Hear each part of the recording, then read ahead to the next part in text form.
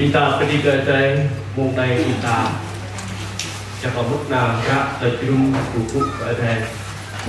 mulai lom jangan tahu dia apa sampai ta sampai đây karena có tham gia tại thi nhắc tahu dia có tham gia thi điểm này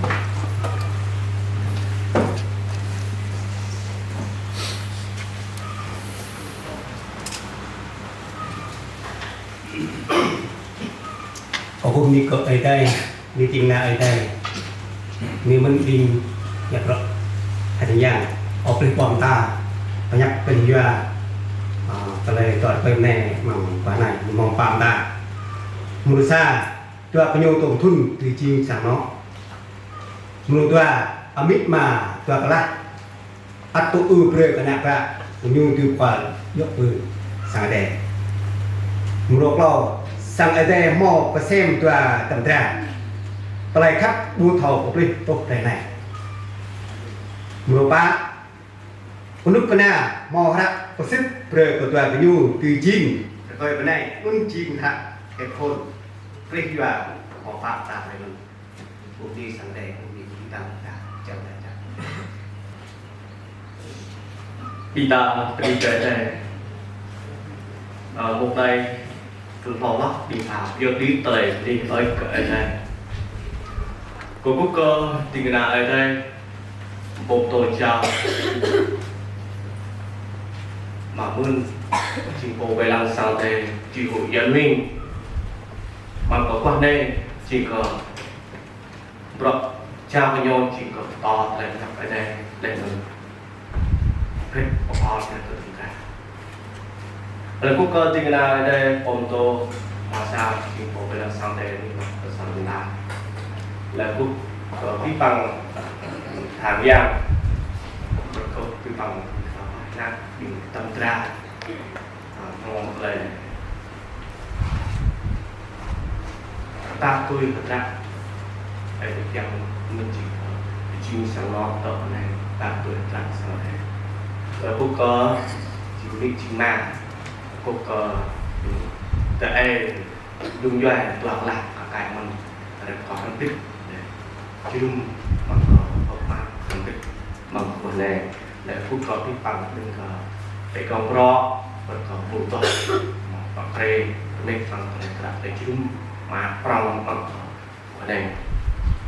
tôi mình ta đi cái đây mình ta thầu ra đây ở đây rất chỉ có phun lại khắp luôn lại khắp và ở đây buộc bảo bằng đám là cả hai con ở đây chẳng có cái chúng ta chỉ tâm ra ắt mò lại khắp chẳng thường pháp được thường phải chẳng tôi ta đi cái đây ở đây chỉ bộ về lăng ở đây bộ pháp đây tôi lại thích người ta đạt được nhau cái đây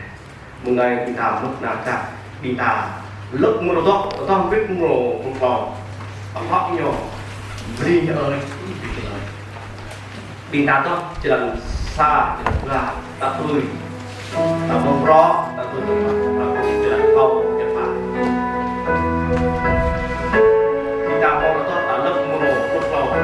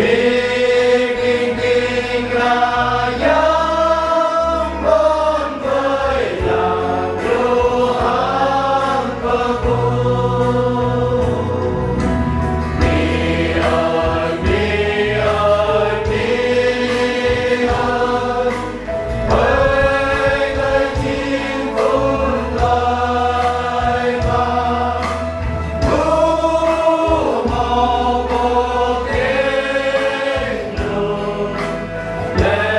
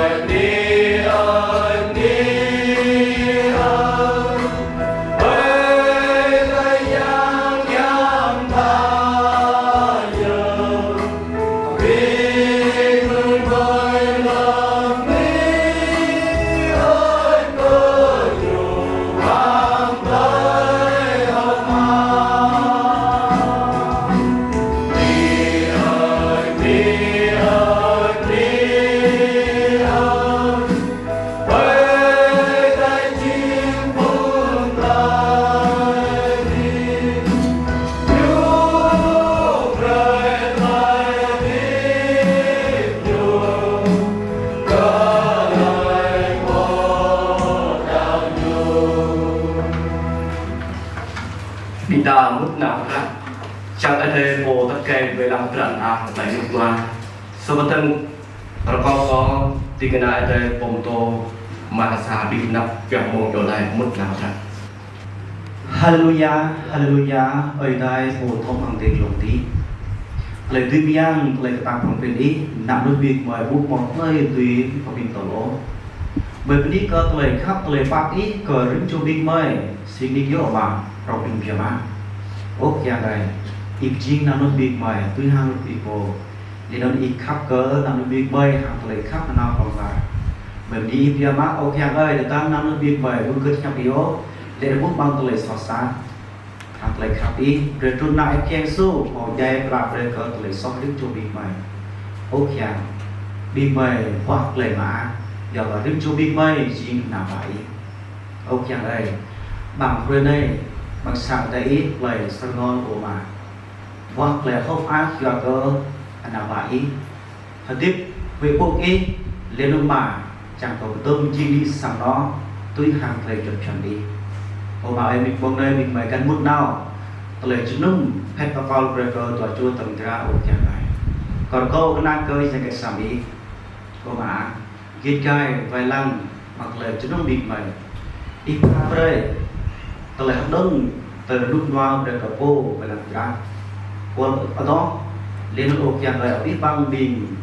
tới dòng đừng nhẹ bị nào ba ít một tu lên mình học này chẳng có biết bằng lời đúng phải có bao về của đây một chàng này thời gian này năng em vân rồi biết thắng thì nãy chỉ do đang lời khác lên ơn ngạc hết có bao trời cỡ cho cho tầm ra một chàng này thì pha bê ban cho lời minh hơn đơn vật cơ rằng tăng cái mình thì pha bê lời nô kê có pin để có một chàng ăn chẳng có biết bằng lời đó một lời đi ai vì do đi lời ư ăn cỡ đàn đi của chàng này ô mà thầy mình đi kỹ do ít mồ chim đây lời to cười này về cỡ nắm bị bơi ô mà ít con lời cái năm do bộ chàng sinh đi ô mà nắm bị mẹ tiếp chân băng bị một lời chàng có tiếp chim đây về cỡ Adam sạch chỗ đã có mây mình chỉ dạy Eva sang cỡ cùng ru lên đường mà tiếp ma không biết thắng để Adam bộ cái này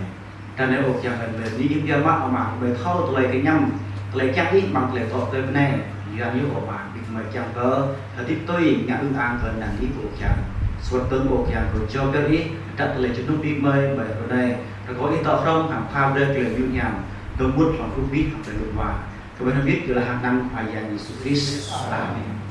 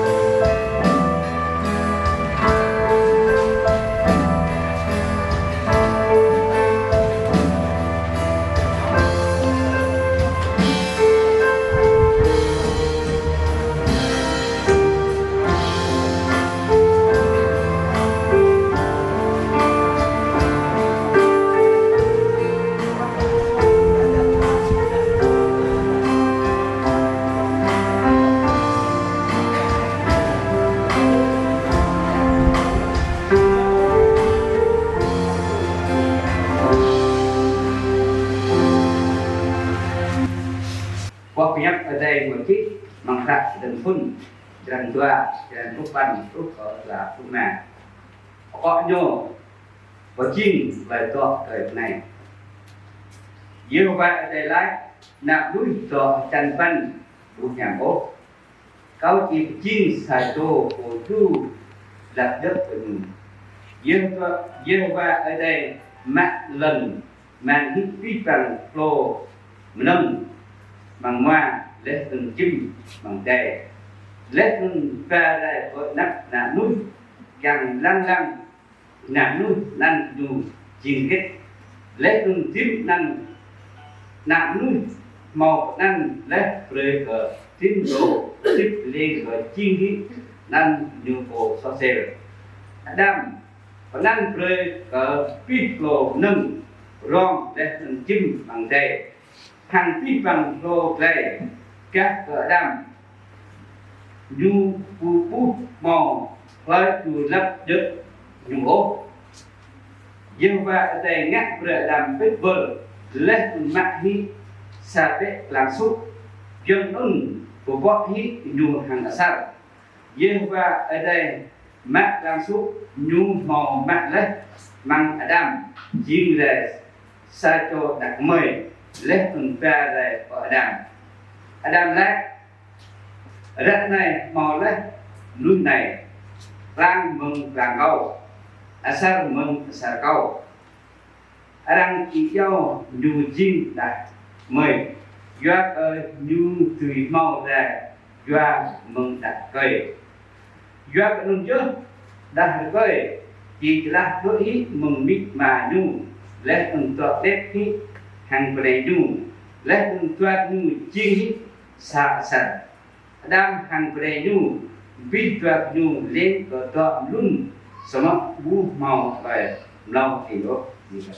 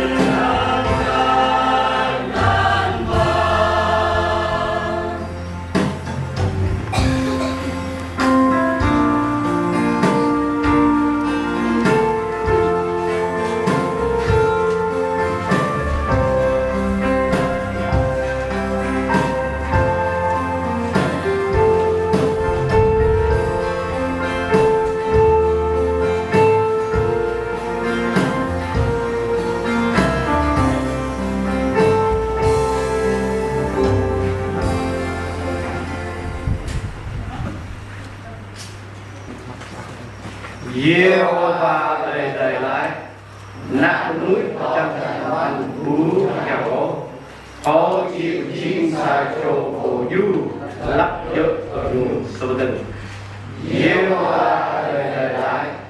nát núi trong thành bú nhà gỗ có chịu chim sa trổ cổ du lắp dỡ ở đường và có thì cái đại nàyผมtổ chào bằng ơn điềm đắp có làm thật nhé sang đây cũng có cái đúng là lại một phần thành là ở đây mà cô giang cô tham cũng về vì nó có ít bằng cô tổ tiếp nên nào bằng là mình kêu đi lại đi ở ít vài dạng bởi môn biết này mùi dọn thanh mình có tương phạt bài lập ít mình hâm ăn không biết vài dạng tuổi tuổi thẩm tra màu xích lại lên quăng là nhiều khắpอย่างจริงตัวก็เกิดในฝ่ายอย่างเสียงอุมามุงในภาพหรือคาตรักทำไมมุงคนตัวในทำไมเพราะอันแรกที่อ้อยที่มันอ่านเห็นมามุงในตั้งอย่างมุงผมยังที่ตัดตันกับตัวโจตรงกลางหรือจุดใหม่ปลุกเราก็วิ่งโจไปก็เลยสิบอกยังยางเลยที่อย่างรูปเลยตัวโจตรงกลางตัดตันเลยรึกจุดใหม่ดีนักปะอีอย่างใหม่ที่depan tôi cứ từ lấy cho ít khắp cái tiếng của mình lăng phi bằng từ lấy cho cái này chỉ do phân ít phá về chìm về cái này mình gọi là mình chỉ cần nào nhất do ít mà ít bằng bởi vì ở đây cho kia ít bằng cho là lầnผมกลายเป็นสุริยดีตาเปียวนิดเลยดีเอ้ยเกิดอะไรดีตาnhư một bài lăng rõ rộng như một cái đề đi ít bằng đi ta đi tầm A không biết và vậy tôi tầm ra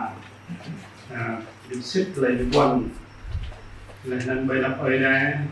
lại bài đọc ít bằng sáng ở đây thì cứ được lên chót ở đây các tăng tốt mù đây chỉ mù mà ác như nham như là cái xếp các con về và tiêu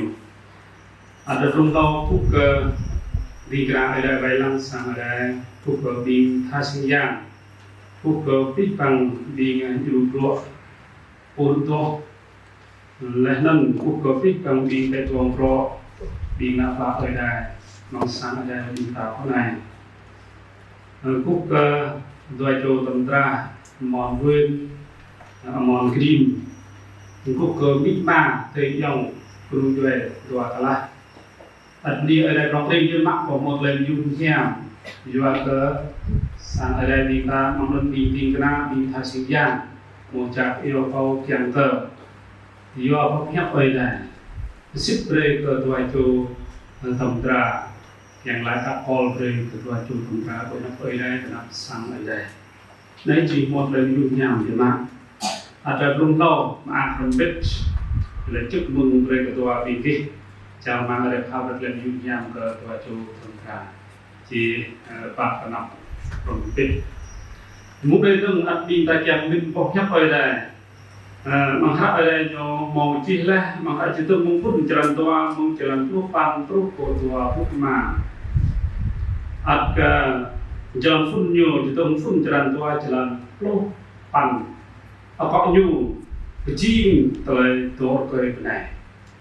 sự chia ở sang ở đây đi nạp vào ở đây người ta nhấp nào có jin door ke benai nak ai rip cho ting ta haluk ni mun doj di mo tele tana ko mo sa cho ko bing dah ke na pruh ma thun doj nyo bok mit ma ta mit ma to ong hoa như nào ko mit ma le get dam ko kia hat ko te nya che do ki ta nya ma tam ma ne rat ne ko yang khắp yang to này vâng là càng khắp cho bên này và mít là bay tầm cả rõ cả năm chân cả năm lâm tay cả năm chân hoa cả thâu mà khi mà tầng ít đó nhưng tầng su bằng hoa là thun nó cả ôm mà cả ôm cả thâu chi rồi tới chỗ thầy này ô ra phải nhổ xích phía đoạn này ta buộc lại có các thằng ta sang nọ là mít màn buộc rời ơ là nên ăn nhiều lại như vậy nó khắp ta cũng buông và mịn màu จะได้ปักลาเลยถ้าหาผู้สร้างเขารังก็ที่หนักอย่างที่เจ้าน่ะนายอยู่อันนี้ทว่าแต่พบยุกิโอเขารังก็เท่าความชื้นเกี่ยวกับที่ไว้ล่างมานั่นเดี๋ยวเราจะเจอกับรถนายวิมานนี่กันก็ได้มึงก็เลยจริงต่อไปเป็นไงยุมึงก็เลยตาแกงเปล่าแล้ววิยุมึงก็เลยติดดิงตาแกงเมาเลยเมาสมตุยเลิศตระไหนสมมติเลยจริงต่อไปเป็นไงเนี่ยพระอะไรเจ้าพระเก้าก็ปีบังดิงตาตอนนี้นักต่อไปโจตำราเลยจริงต่อไปเป็นไงได้อย่างว่ามึงปูอ้อยได้น้อยแล้วนั่นเลยชดได้มันเลยประกาศเลยดูทุนประกาศเลยก็เลยดิบจ้าตัวเลยชดได้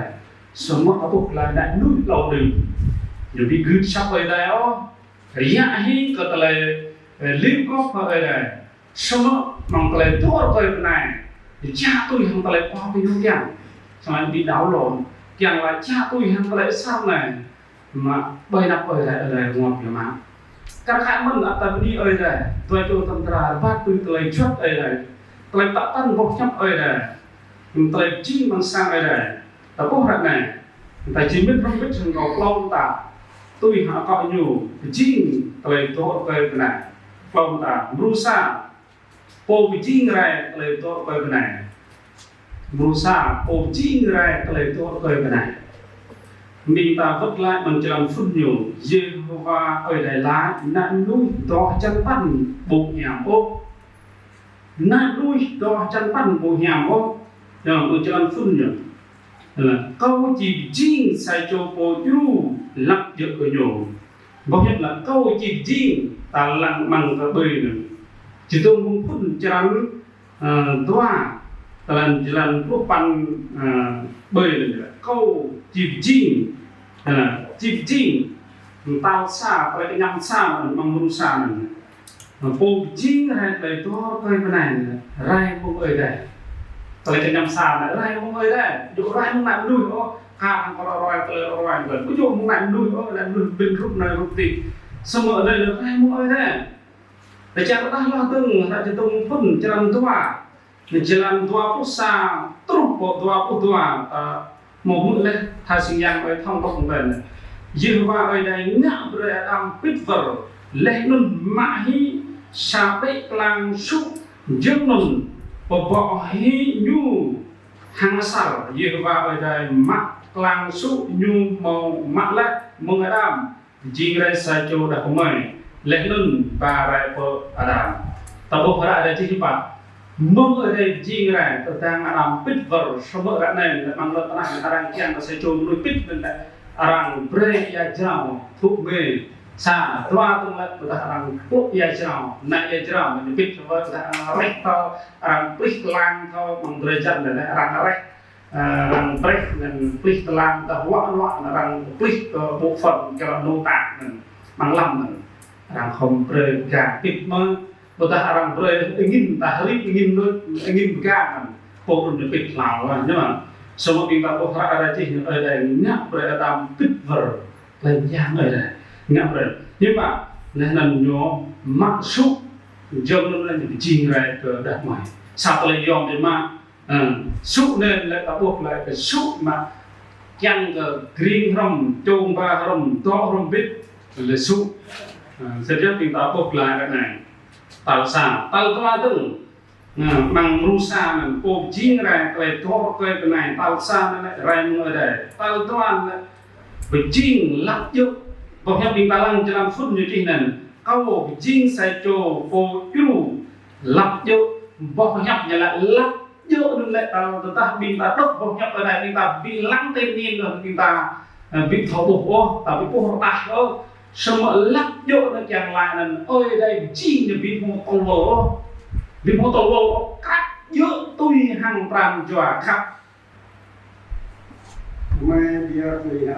ก็อะไรมาจากไหนก็ที่บางนี้นำมาโคตรมองไปที่โอมยังปรองว่าก็ที่บางเมียนดูว่าก็ที่บางเมียนเล็กน้อยต่างก็ที่บางเมียนโอมยังตำเรแต่ในเดือนหนาวลองลาหรือก็ลุกคนออกไปเลย lập nạn núi của mày thổ cứ sắp thổ bị cú ít là nào được phải phải ngồi kim có ít băng nổi mặt để ở cây cái này chỉ ở đây có rồi kiềng to rồi kinh ta thâu trăng lại có một group hàng yang Chris hàng phun sang ở đây cái gì vậy lại to cây cái này bằng khoai yang cả kho lại tiếp nên chỉ sao lại dòm thì mà thì gác lúc nào ở bên ta bốc lại mò lại rap xích dẫn kết hôn mùng này một dạng đất mò rap Cộng hòa xã hội chủ nghĩa Việt Nam độc lập tự do hạnh phúc giấy chứng nhận kết hôn họ và tên chồng của Sor Huynh ngày tháng năm sinh ngày 14 tháng 4 năm 2002 dân tộc Trai quốc tịch Hoa Kỳ nơi thường trú như là quốc Hoa Kỳ họ và tên vợ Green ngày tháng năm sinh ngày 19 tháng 11 năm 2004 dân tộc Gia Rai quốc tịch Việt Nam nơi cư trú làng Yên Nguyên xã Điển Hồ thành phố Pleiku tỉnh Gia Lai thì giấy tờ tùy thân thẻ căn cước công dân buộc là bằng số công dân này có biết đọc cái này không cấp ngày 17 tháng 4 năm 2021 nơi đăng ký kết hôn Ủy ban Nhân dân thành phố Pleiku tỉnh Gia Lai ngày đăng ký là ngày 6 tháng 6 năm 2025 họ và tên chồng đã ký Huynh Sor họ và tên vợ đã ký Green người ký chứng nhận kết hôn kiến thị chủ tịch phó chủ tịch Nguyễn Hữu Sung ấn dấu đã ký thì ta bộ hết này chỉ harap sức về cờ tòa châu Tandra màu leh harap sức xa tòa tung ắt tu và tên leh lâu tung là nhiều mô tổ thuần này ta buộc lại này chỉ phát kịp lấy chót ở đây muốn này ắt có yêu có tòa cả là mỹ mang cùng doa lung lâu có câu có mỹ mà tòa câu lung doa các đặc về cái vụ mỹ mà ở dắt cái vụ đó nó được cái vụ đó ở vụ từng vụ từng thì bạn biết lúc và bắt đầu đứng lên câu cũng dạy thầy cũng câu tên nhà biết thế này rắc này điên cái tự không hợp biết mình nạp và điên cái mòn vinh chỉ mặc mòn green chìm này nhổ điên cái tự vì câu sang nó và cười đó về tạo từ từng các cái mình câu sang nó cả đặt này thì cũng mỹ mà rap đây có tên nhà bình cái rap này bình cái tự không biết mừng nam ba bình cái mòn green chỉ mắc mòn vui chỉ được cái vô tự mà câu sang nó chúng ta có thể muốn đây câu có thoại tô tầm tra thì cũng có mòn vui mòn green cũng có thoại cứu rap đây có tên nhà có mòn Huỳnh có tên nhà ít bày nó bày nó sang ở đây để nó bày nó cùng chơi tua cả lá ít mà tô quan mỡ tô mặc lấy quan mỡ mặc cream chìm cái này ít quan mỡ vật ta bút lấy nhà mà bút ta bị nhà mà lấy trong bút ta bồn rin xoay plar bút ta rót nó ít ắt khắp nhu Iru chồng green ba lên nun vai lang nhu bệ hi mừng tại lư pledge rồi cao có hadith apa sit rồi bọc nhàm hăng cái này ít tờ biết tại việc gì vân câu ở đây iru ít mang tại quảng tapi itu katanya kakak men katanya ke mon green katanya ini bay nắp ơi đây bay nắp sang ơi đây lên nôn bay nắp cùng chơi tua cái đi mà ăn tổ quan mất mặt vui chỉ người cười đi văn mà đi văn đi vật ta bút lại hiam a bút ta bị hiam a có lại trong bút ta bồn rin xoay prao bút ta lại rõ thầm đi ắt khát nhu lên đần vài lăng ra thở cái nhu tình của mình cái nhu vậy hi mong đắp tàng lại lược lại lại phiêu để thật tích tập bạ hắn nông xịt có nhảm ăn người cười đi tàu tích lại tích ít quan mà có ở đây yêu lại mộtวันbên ở đây bên sáng ở đây bình cái phong mà lại xịt mang lại cái quan hàng cái làm mò đây chính cái kiên này vô bị một người ô kiên cái xịt rồi cái lại khắp tàu tích lại tích này lại quan mang cái lại tích cái vài chỗ tầm ra nhiều kiên cái quan bên ở đây bên sáng ở đây nhiều đó tàu đây vài tàu tích lại tích đây chỉ sát lại dòm đi mà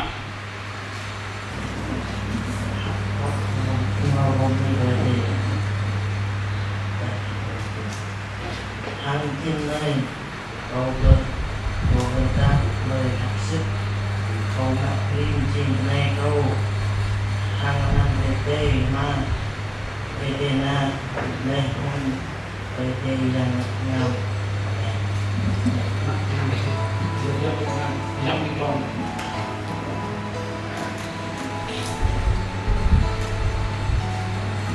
các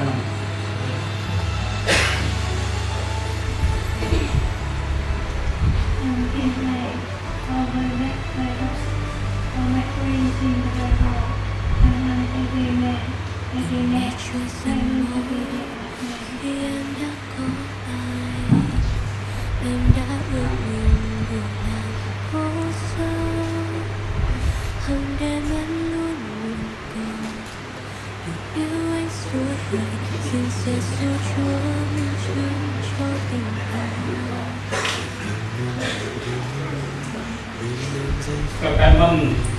đi ôm lên dua dua tầm ra mòn quỳnh mòn green một con rừng lên đó là lại khắp cái nhu chung cái kiên bay nằm ở đây bay nằm mít mà toa là dùng dây dùng tê toa là để nung sang ở đây dua nung mùng này hàng ăn ở đây mà ở đây na để nung ở đây ra xiao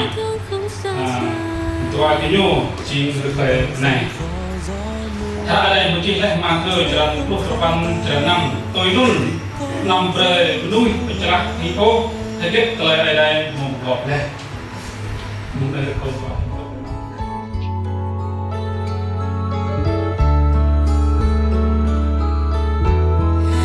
ngày trôi dần mau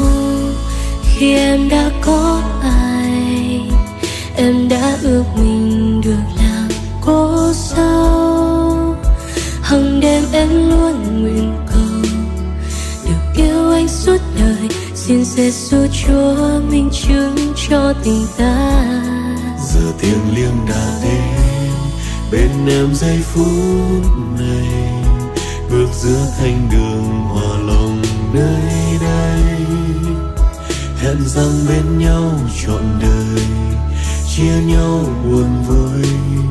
từ nay về sau mãi mãi xin Cha giúp chúng con thuận phục nhau luôn luôn và luôn yêu thương không sao dài dù bao gian khó gió mưa tình sẽ không phai tan vì có Giêsu hằng ở bên xin Cha giúp chúng con thuận phục nhau luôn luôn và luôn yêu thương không xa dài dù bao gian khó gió mưa tình sẽ không phai tan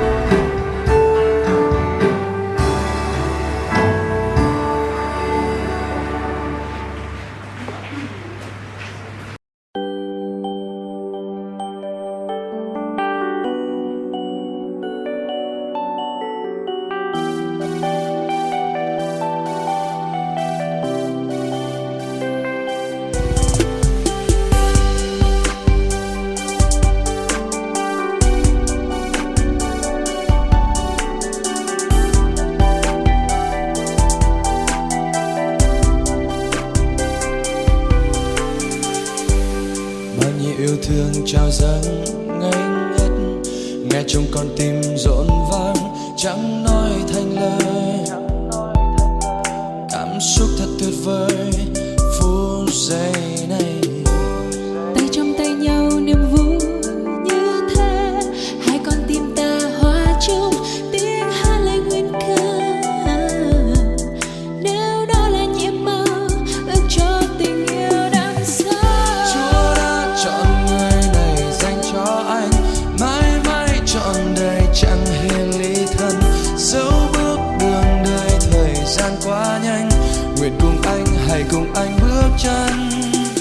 dẫu sẽ gặp nhiều thật nhiều trong gai, hãy hứa trọn đời chẳng hề chia hai, ước muốn nguyện thề tình yêu mãi mãi. Bao nhiêu thương trao dâng ngây ngất, nghe trong con tim rộn vang chẳng nói thành lời. Cảm xúc thật tuyệt vời. Vì mình vì nè cũng chào mừng vì mình vì nè cũng tô mà xa mình tập full giờ có mà sinh ra nó rồi sau chúng ta mình cũng đi mình tập full to mình còn pro mình grand mình tập full rồi lại mình rồi tài trí mà áp cho mắt màu người này đây dạ con cái này của mày đi rồi người này đây nàng trong nam mình ở đây gọi là chu rồi xong họ mình chẳng là họ Facebook về đây họ khắp áp ở đây chẳng là họ mình qua con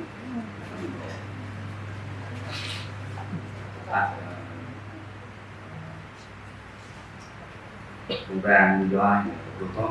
chân ta xin hôm nay cả năm mình biết và sao đâu biết sao họ hôm nay trước trả lời bộ là mà mày to bằng đầy đích thời rê năng ní bỏ bút cơ nhằm bạc rê lấy vậy làm lần nào chỉ trúc rê lấy chẳng trúc bỏ vậy lần nào ta đang làm từ khứt lấy chẳng bằng đầy đích rê mây không mặc nhập kim rê bạc rê lại sọt của mày họ nè ca của mày họ bạc rê lưới ngạt sọt của mày năm lưới của mày lệ bằng lệ lửa sau đó các bạn học mình một bộ sạch bài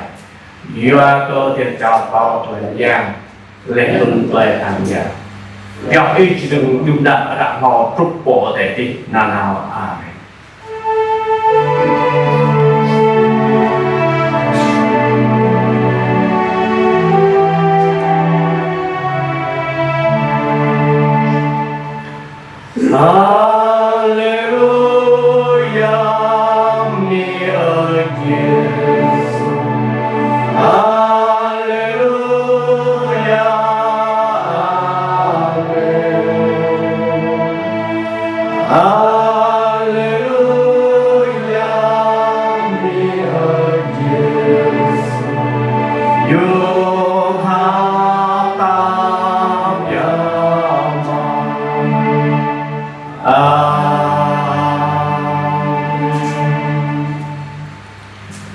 Kubur ko oi dai oi to yang jing sa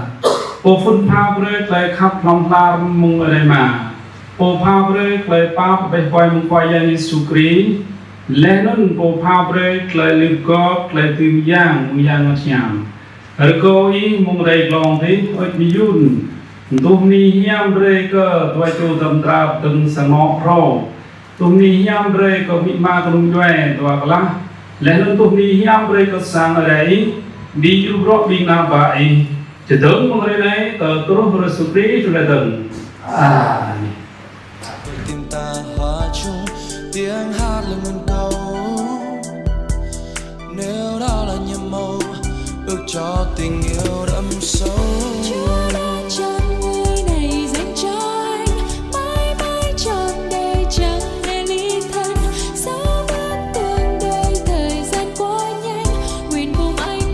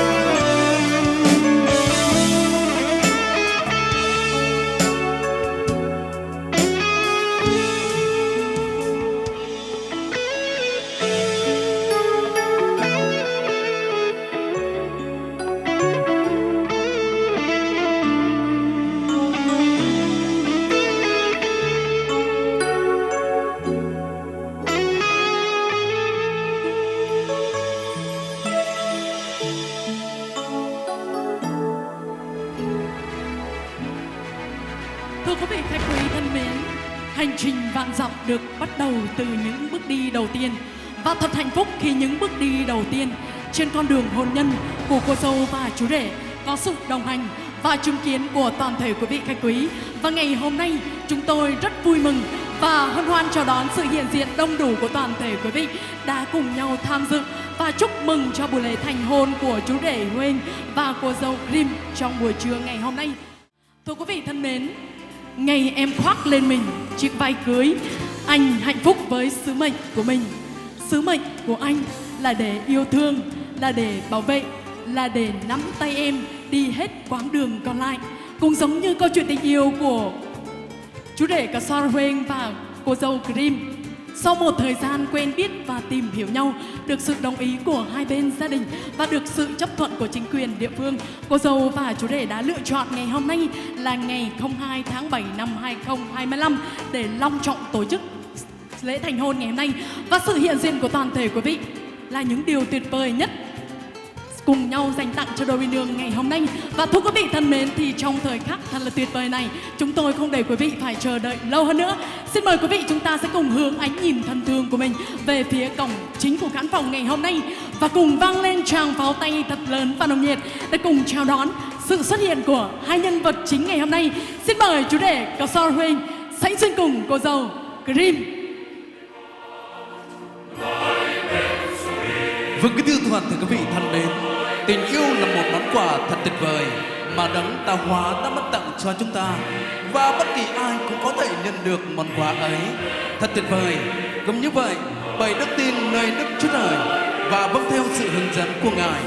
và họ đã tìm thấy nhau giữa hàng nghìn, hàng triệu, hàng người lướt qua, và bằng tình yêu thương chân thành thì đôi bạn trẻ của chúng ta cùng nắm tay nhau vượt qua những khó khăn, vượt qua những thử thách, vượt qua những thăng trầm, và rồi họ cùng nhau nhận được kết quả của tình yêu, đó chính là hôn nhân mà Thượng Đế đã ban tặng cho cô dâu và chú rể cũng như mọi chúng ta trong buổi trưa ngày hôm nay. Với kính thưa toàn thể quý vị, và trong sách Sáng Thế Ký đoạn 2 câu 18 có chép rằng Đức Chúa Trời đã phán rằng con người ở một mình thì không tốt, ta sẽ dựng nên cho người một kẻ giúp đỡ để thích hợp.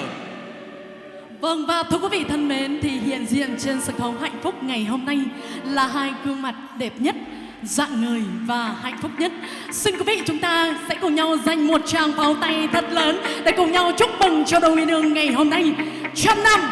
hạnh phúc. Và thưa quý vị thân mến, cô dâu và chú rể có được niềm vui, niềm hạnh phúc trọn vẹn như ngày hôm nay thì chúng ta không thể không nhắc đến công lao trời biển của những bậc làm cha, làm mẹ. Bằng tất cả sự trân trọng và biết ơn đó thì Phương Ngân cùng với MC Y Cao xin được đỡ lời cho cô dâu và chú rể ngày hôm nay. Xin được trân trọng kính mời đại diện của hai bên gia đình, chúng ta sẽ cùng nhau tiến về với sân khấu hạnh phúc để cùng ra mắt tất cả quý vị khách quý. Xin được trân trọng kính mời.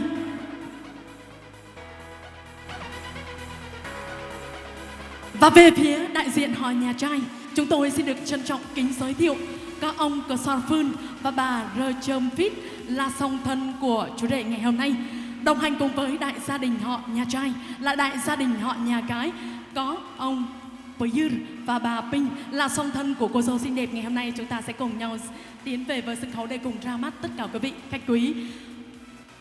Và thưa quý vị thân mến, thì hiện diện trên sân khấu hạnh phúc ngày hôm nay là hình ảnh đại gia đình vô cùng tuyệt vời và hạnh phúc nhất. Xin quý vị chúng ta sẽ cùng nhau dành một tràng pháo tay thật lớn để cùng chúc mừng cho sự ra mắt của hai bên gia đình. Tiếp nối chúng taบอกเพลงแต่ละหกมากระบิดเอ่ยแต่หมอเพลงกระริมชบิงตาตุยโมมิและโมมานั่นบอกเพลงแต่ละหกมาได้หยุดเลยแต่ละขับเกินมาอยู่ตุยปรองและแต่ตักบิงตาตุยกลับมิแต่กิดกลองชักเกอขับก็มิมาชักมาต้มนมเราตึงอยู่บุกลักบุกโตโมแต่ละขับมิnhờ rút hăng yar chi tlam binh tha chẳng lấp mỹ yar siri non chẳng lấp mỹ tlam mỹ ma chem me mong nghe prong no pro đi prong binh tha bốn năm kla bốn năm rao cái binh tha bộ bộ này có tlam học mặc giả mắc cái sang no pro tuy prong no pro rút hăng này tlam khắp tlam mỹ ma tuy chem me mong nghe prong no pro đi prong tetapi binh tha chẳng kla kla có tlam yar sâu mỹ lên chẳng kla kla có tlam yar hơ yar hàng mỹ ma tuy mặc prong này vật đa chan lệ rak rapa sama mỹ mà như tim sẵn mang tay tim do mang ca này bà. Và thưa quý vị thân mến, để đáp lại tấm chân tình của toàn thể quý vị khách quý đã bớt chút thời gian quý báu của mình đến tham dự buổi lễ thành hôn ngày hôm nay, thì chúng tôi xin được trân trọng kính mời toàn thể quý vị, chúng ta sẽ cùng gặp gỡ với vị đại diện của hai bên gia đình ngày hôm nay, sẽ có đôi lời phát biểu cảm ơn đến toàn thể quý vị khách quý vì sự hiện diện đầy trân quý của tất cả quý vị đã về đây chung vui và chúc mừng cho gia đình của chúng tôi ngày hôm nay. Và chúng tôi xin được trân trọng kính mời ông Pyr là ba của cô dâu xinh đẹp ngày hôm nay sẽ có đôi lời phát biểu. Xin được trân trọng kính mời. Plung lo ko bini ko te. Bini mình phung vang nung joy toa la. Ku yut dâu tay chí là ngồi biết sang nó mê mau nâng kết ô. Để bạc lại trang mang mình tại tôi chun nham có bên kia. Rồi mà ác sang nó có mê. Bừng ra nang biết. Ngồi tại tí biết. Dạ, toa bini ở đây. Nên có trước có chào lại bộ về làng. Tidak bisa memulakan sang nong dah kai moya pelapa yang luku kemet nong juta bita. Hang telah bita apa dengan probita sabatanga. Tidak yang mulai le orang ai mi dah yang aja, ama dah yang berkai. Dari yang bita yang berkong piok lain ni nong bita yang mak rembit. Tidak bita chẳng mertangkan sang nong dah kai. Akhir chẳng bagai teman. Cái sang nong dah benai. Chẳng bagai kemet nong yang tay mau tay nyak beroroi. Ati terus le. Chẳng bạc biết cái sang nó này bà bình yên tùy tất đi sang nó pro mang cái tầng này lo bị ta chẳng cần mới biết cái làm nhập cái sang nó cái cây sao bắt được có comment nông chúng ta bị ta bỏ từ cái pro bị ta sao bắt được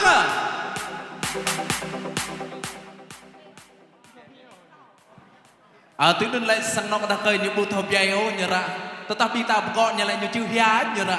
những bút thầu dày Tidak bisa buat plan terhambat bisa memboh lekas sang no mikma kedah kai. Tiboh lekas met nong jang tay morai tom nom le. Nung ching lai la kata lai khap ke met nong jute bisa mohmak bin ke sang no mang yang tang này. Tidak bisa buat plan lai hokmak bin. Oi tay mo rak rong le mang tay tip korim cho bisa. Vật lan bat sẽ đi bisa mang play tay che. Bisa tùy trung le mang sang no bisa. At bisa tùy klai le. Chẳng hokmak bin. Oi tay như một tọa ram coi lan bat sẽ đi bisa hàng tay. Và thưa quý vị thân mến, thì ngay sau đây xin mời đại diện của Mỹ Ma sang nọ đạt cây răm vít thằng Mỹ Ma sang nọ đạt có mấy bình ta đi rải vợ cả nắp này mạng ta ngàn răm vít đi chẳng cơ biết bằng mệt đằng dòng tơi buộc bọ mà ta có bình ta bằng rầy nạ mờ ạc này rầy cơ nạ ba có bình ta chân cây bên đây câu cơ biết bằng mệt đằng dòng tơi ta rock mệt bàn trà lìn lăng lại vợ sân khấu này chân cơ rất đây rầy mà ạc này sang nọ của nhau Trường Sa Po Sang. Vâng, và thưa quý vị thân mến, thì hai bên gia đình giờ đã trở nên thành một. Xin được chúc cho tình thông gia của hai bên gia đình sẽ ngày càng keo sơn và thắt chặt hơn. Và bây giờ xin được mời đại gia đình ngày hôm nay, chúng ta sẽ cùng nhau trở xuống phía dưới và cùng đi đến từng bàn một, trở về bàn danh dự của mình để cùng đón nhận những lời chúc mừng tuyệt vời nhất từ toàn thể quý vị khách quý ngày hôm nay. Và thưa quý vị thân mến, thì hiện diện trên sân khấu hạnh phúc ngày hôm nay chỉ còn hai nhân vật chính xinh đẹp nhất của chúng tôi ngày hôm nay.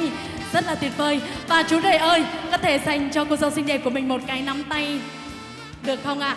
Vâng, cái nắm tay này như một lời hứa là sẽ bảo vệ và che chở cho cô dâu đi hết quãng đường còn lại. Và quý vị ơi, nếu quý vị đồng ý thì chúng ta cùng nhau dành một tràng pháo lợn tay thật lớn để cùng chúc mừng cho đôi bên đường ngày hôm nay được không ạ? Vâng, rất là tuyệt vời. Và bây giờ xin được mời hai bạn chúng ta sẽ cùng nhau tiến về với tháp bánh kem ngày hôm nay để cùng nhau thực hiện nghi thức cắt bánh trong ngày hạnh phúc. Xin mời hai bạn.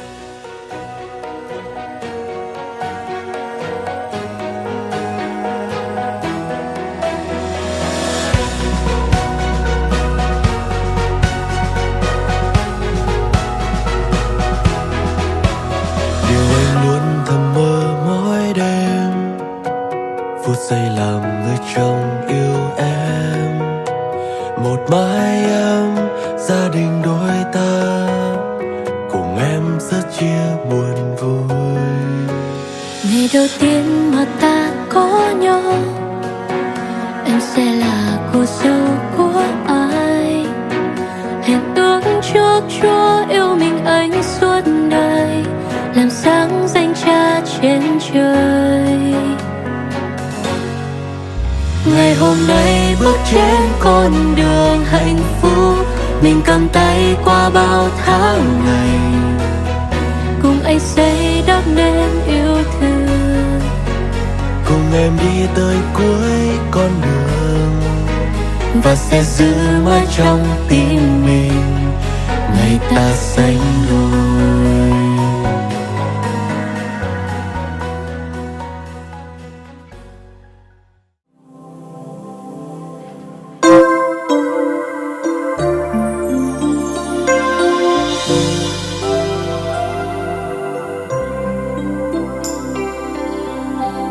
Qua yang ơi thầy, từ đó câu lắng bi bường rõ, thơ ngàn ý ngà, xin yom po pan lên la, câu buông miên tu, câu mưa lại cơm đã mang tay lần na này bị menang berdam roi ngat ko to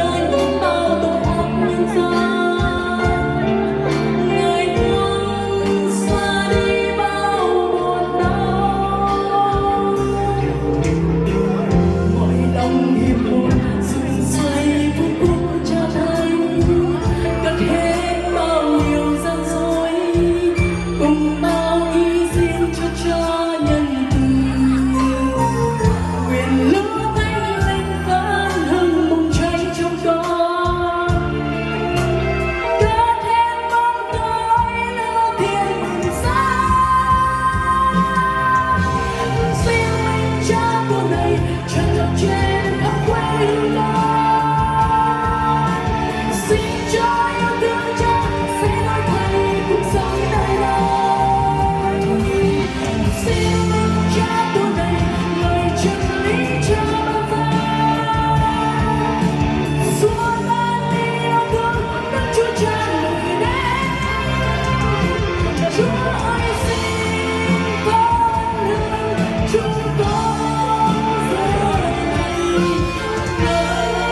Ngài đổi thay con. Chúa ơi xin Đức Cha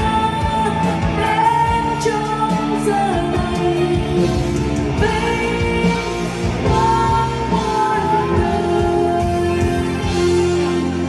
Xin linh Cha tuôn đầy tràn ngập trên khắp quê hương con. Xin cho yêu thương Cha sẽ đổi thay cuộc sống đời đời. Xin linh Cha tuôn đầy lời chân lý cho ta. Xua tan đi yêu thương Đức Chúa Cha người đến. Chúa ơi xin ban lời chúng con giờ này. Lời Ngài đổi thay con. Chúa ơi xin Đức Cha đến trong giờ này. Vinh quang đời.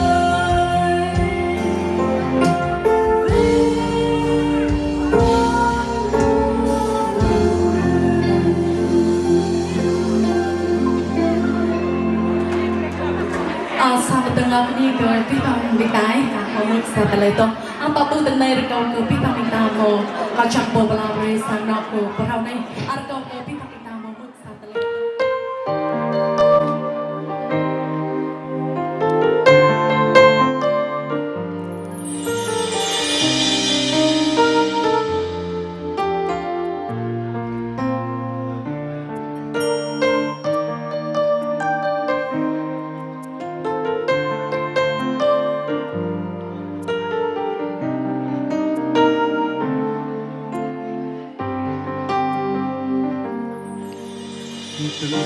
Từng đêm con khóc thầm, nước mắt con tuôn rơi trong những nỗi nghẹn ngào. Nghĩ đến gia đình mình, lòng con thắt lại. Chúa ơi, Chúa có nghe con cầu xin.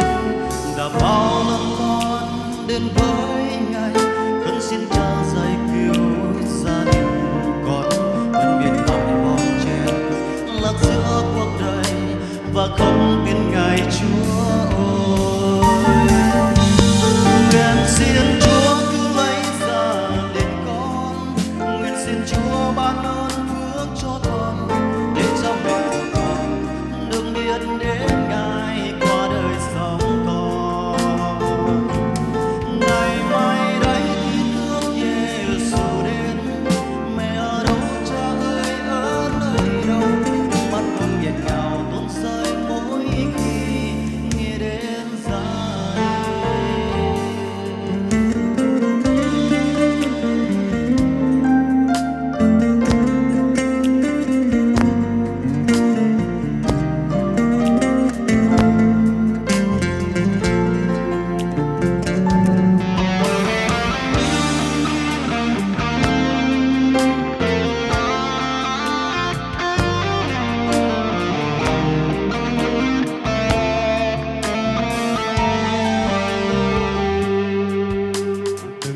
từng đêm con khóc thầm, nước mắt con tuôn rơi trong những nỗi nghẹn ngào. Nghĩ đến gia đình mình, lòng con thắt lại. Chúa ơi, Chúa có nghe con cầu xin. Đã bao năm con đến với Ngài, thân xin Cha giải cứu gia đình con. Vẫn biết mãi bon chen lạc giữa cuộc đời và không tin Ngài Chúa ơi. Nguyện xin Chúa cứu lấy gia đình con, nguyện xin Chúa ban ơn phước cho con, để cha mẹ của con được biết đến Ngài qua đời sống con. Ngày mai đây khi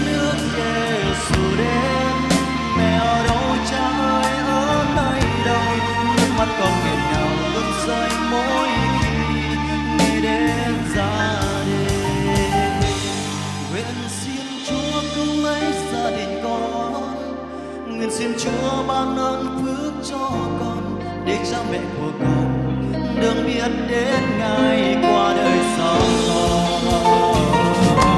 Ngày mai đây khi nước để sổ đến,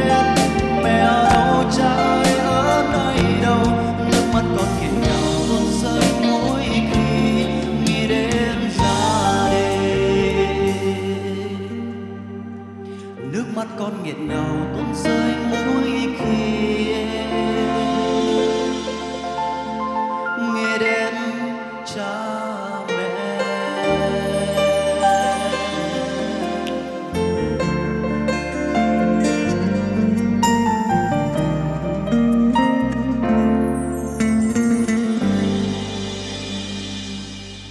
Pi bang medang yang tê ta mau mực sa tele atau mang tingkana mahasa dan ai arkau ke pi bang medang yang tê ta hak mak rang nyo pak tengan rang lop re nyom jai pani ke pi bang bing ta sa baten atau tu teng nei kau ching pa bala re sang no parau arkau ke mo bing ta mo rampit arkau ke ama marian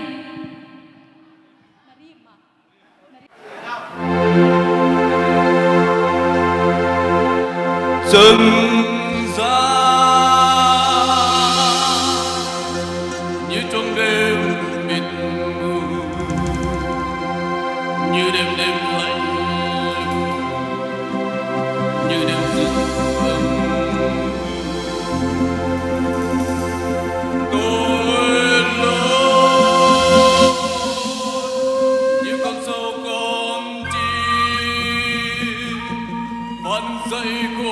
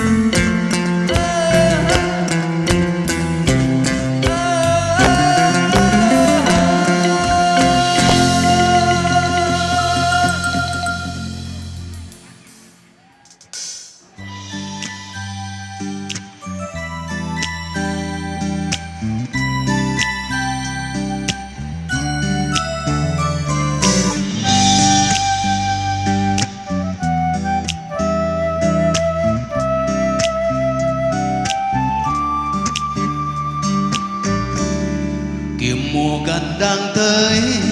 đồng lúa đang chín vàng, các con đã sẵn sàng mang lúa về cho cha.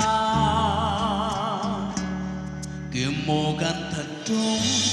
xong con gặt thì thiếu, ta sẽ sai ai đi, ai sẽ đi cho ta. Kiếm mùa gặt đang tới, nào có mấy ai xa đồng ai ơi, một cánh đồng vàng bao la ngút ngàn. Chúa đang mời gọi mời chúng ta bước vào cánh đồng, hàng sai hay bao lúa mang về cho cha. Kiếm mùa gặt đang tới, mùa gặt lan ra khắp nơi, muôn nước muôn người duy tôn Giêsu. Người đi trong nước mắt sẽ gặt lấy mừng vui, lạy Cha yêu dấu ơi, xin hãy dạy con đến trong mùa ngài.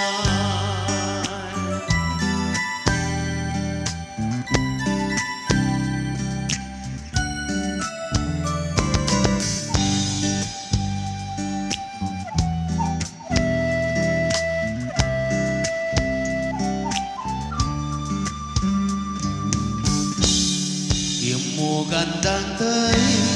đồng lúa đang chín vàng, các con đã sẵn sàng mang lúa về cho cha. Kiếm mùa gặt thật trúng, xong con gặt thì thiếu, ta sẽ sai ai đi, ai sẽ đi cho ta. Kiếm mùa gặt đang tới, nào có mấy ai xa đồng ai ơi, muôn cánh đồng vàng bao la ngút ngàn. Chúa đang mời gọi mời chúng ta bước vào cánh đồng, ăn sai hay bao lúa mang về cho cha. Kiếm mùa gặt đang tới, mùa gặt lan ra khắp nơi, muôn nước muôn người duy tôn Giêsu. Người đi trong nước mắt sẽ gặt lấy mừng vui, lạy Cha yêu dấu ơi, xin hãy dạy con đến trong mùa ngài. Kiếm mùa gặt đang tới, nào có mấy ai xa đồng ai ơi, muôn cánh đồng vàng bao la ngút ngàn. Chúa đang mời gọi mời chúng ta bước vào cánh đồng, hàng sai hay bao lúa mang về cho cha. Kiếm mùa gặt đang tới, mùa gặt lan ra khắp nơi, muôn nước muôn người duy tôn Giêsu. Người đi trong nước mắt sẽ gặt lấy mừng vui, lạy Cha yêu dấu ơi, xin hãy dạy con đến trong mùa ngài. Lạy Cha yêu dấu ơi, xin hãy dạy con đến trong mùa ngài.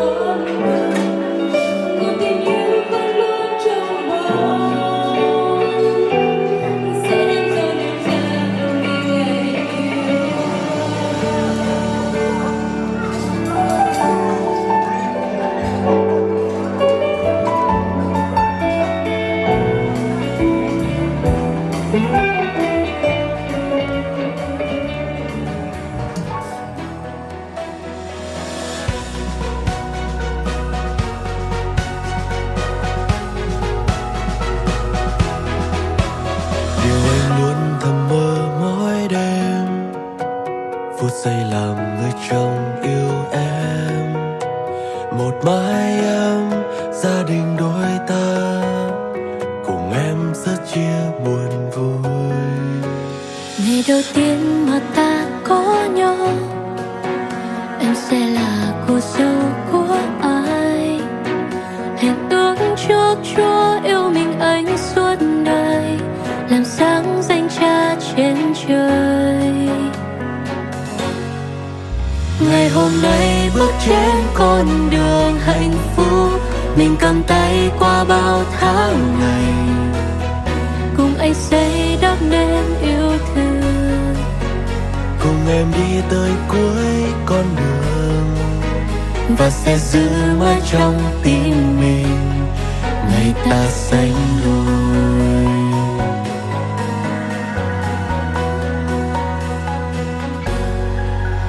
điều anh luôn thầm mơ mỗi đêm, phút giây làm người chồng yêu em, một mái ấm gia đình đôi ta, cùng em rất chia buồn vui. Ngày đầu tiên mà ta có nhau, em sẽ là cô dâu của ai. Hẹn ước trước Chúa yêu mình anh suốt đời, làm sáng danh Cha trên trời. Ngày hôm nay bước trên con đường hạnh phúc, mình cầm tay qua bao tháng ngày, cùng anh xây đắp nên yêu thương, cùng em đi tới cuối con đường,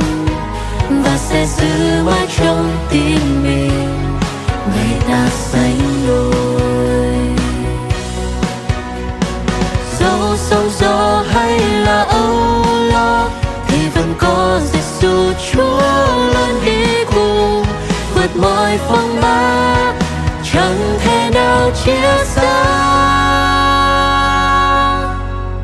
Ngày hôm nay bước trên con đường hạnh phúc, ngày hôm nay bước trên con đường hạnh phúc, mình cầm tay qua bao tháng ngày, cùng anh xây đắp nên yêu thương, cùng em đi tới cuối con đường,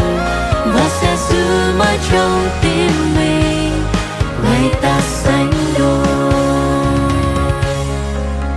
cùng anh xây đắp nên yêu thương. Cùng em đi tới cuối con đường và sẽ giữ mãi trong tim mình ngày ta sánh đôi.